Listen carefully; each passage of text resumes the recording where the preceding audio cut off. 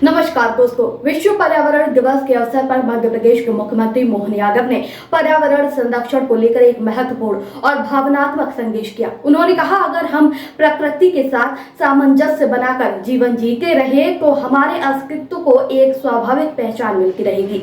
मुख्यमंत्री ने अपने संबोधन में कहा कि आज के युग में समय आ चुका है कि हम अपनी प्राचीन भारतीय ज्ञान और परंपराओं को फिर से जीवित करें। उन्होंने उदाहरण देते हुए बताया कि पुनर्चक्रण जैसी अवधारणाएं आज भले ही आधुनिक लगती हूं, लेकिन हमारी संस्कृति में ये सदियों से मौजूद है। मोहन यादव ने कहा कि मैं बहुत कुछ कह सकता हूं, लेकिन हम सब जानते हैं कि आज के युग में जिस तरह के संसाधन का दोहन हो रहा है उस पर नियंत्रण जरूरी है। अब समय है कि हम प्रकृति के प्रति अपने दृष्टिकोण को बदलें और उसे एक भागीदार मानकर आगे बढ़ें। कार्यक्रम के दौरान मुख्यमंत्री ने युवाओं से पर्यावरण की रक्षा के लिए सक्रिय भागीदारी का आग्रह किया और कहा कि आज का युवा ही कल के भारत का निर्माता है। उन्होंने वृक्षारोपण, जल संरक्षण, इसके अलावा सस्टेनेबल जीवन शैली अपनाने पर विशेष तौर पर जोर दिया है। ऐसे प्रकृति के साथ फलने फूलने की, ये प्रकृति जिंदा रहेगी तो हमारी अपने आप अस्तित्व की पहचान हो जाएगी। और इसीलिए इसके कितने उदाहरण भरे पड़े हैं। मैं बोलने के लिए काफी बातें बोल सकता हूं, लेकिन हम सब जानते हैं आज के इस दौर में हमारे उस प्राचीन ज्ञान को पुनर्स्थापित करने का एक तरह से ये वापस समय आया है। जब हम रिसाइकल पे जाने की बात करेंगे, रीयूज पे जाने की बात करेंगे, तो कैसा समय आया है अपने आप। उसी प्रकार से जब न्यूनतम संसाधनों के आधार पर हम अपना बेहतर जीवन जी सकते हैं, और कितने प्रकार के उदाहरण भरे पड़े हैं।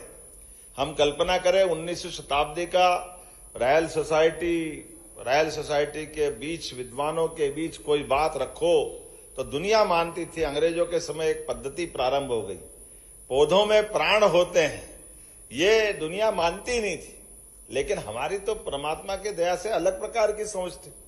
जब जगदीश चंद्र बसु ने इस बात को रखा तो रॉयल सोसाइटी लंदन में उनने अपना इस प्रदर्शन में भाग लिया और भाग लेकर के सबके सामने पौधों को उन्होंने अपने प्रकार से कैस्ट्रोग्राफ करके यंत्र है जिसके माध्यम से पौधों में प्राण होते हैं, वो सिद्ध करके जब बताया तो उनको हाथों हाथ ले लिया, तालियां बजा करके उनका अभिनंदन किया, लंदन भर में स्वागत सत्कार आयोजित किए।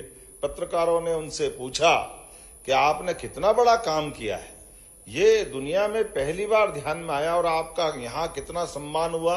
उनने सबको धन्यवाद कहा। उनने कहा आपका भारत में भी बहुत, पूरे देश में सम्मान होगा। बोले मेरे भारत में सम्मान नहीं होगा। तो उनने कहा क्यों, भारत वाले नहीं समझते इस बात को। बोले नहीं, ये बात तो सही है कि वो भारत वालों के लिए अलग प्रकार की दृष्टि है। हमारे गांव से गांव में अनपढ़ से अनपढ़ आदमी को मालूम है कि पौधे में प्राण होता है, तो आपको नहीं मालूम था, आपको बताने आया हूं।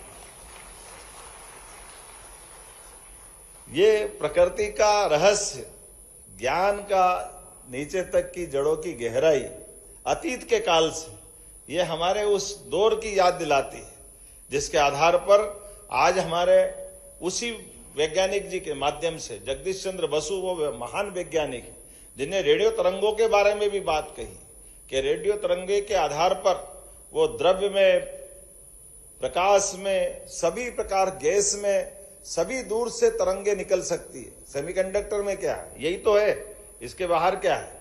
तो ये तब कह रहे हैं आज से 150 साल पहले, उस दौर में भी। और इसीलिए उनने दूसरा एक और पुरस्कार मिलना था उनको, कायदे से नोबेल पुरस्कार, लेकिन उन्हें नोबेल पुरस्कार अपने को लेने के बाद मार्कोस को दिलवा दिया कि भैया तुम दे दो, रेडियो का बेतार के तार का पुरस्कार किसी को मिला है। तो वो अपने ज्ञान के आधार पर, कि केवल आपके सर्टिफिकेट से बात नहीं बनती, ये जो हमारी प्राचीन मान्यताएं हैं उन मान्यताओं की सिद्धि हो रही है। और आप ताली बजा के माला पहन लो, हम अपने आप खुश हो जाएंगे।